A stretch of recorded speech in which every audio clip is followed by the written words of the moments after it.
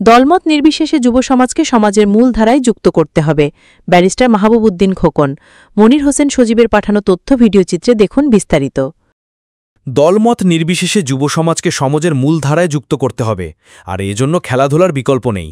শুক্রবার বিকালে আমেশাপাড়া ইউনিয়নে আবিরপাড়া ফুটবল টুর্নামেন্ট ফাইনাল খেলায় ভার্চুয়ালে যুক্ত হয়ে প্রধান অতিথির বক্তব্যে বিএনপির চেয়ারপারসনের উপদেষ্টা ও নোয়াখালী ১ আসনের সাবেক এমপি ব্যারিস্টার মাহবুব উদ্দিন খোকন এসব কথা বলেন।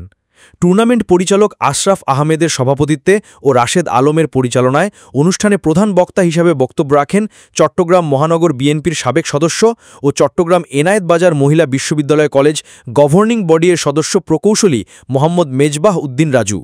উদ্বোধনী বক্তব্য রাখেন ক্রীড়াবিদ আজাদুর রহমান স্বপন।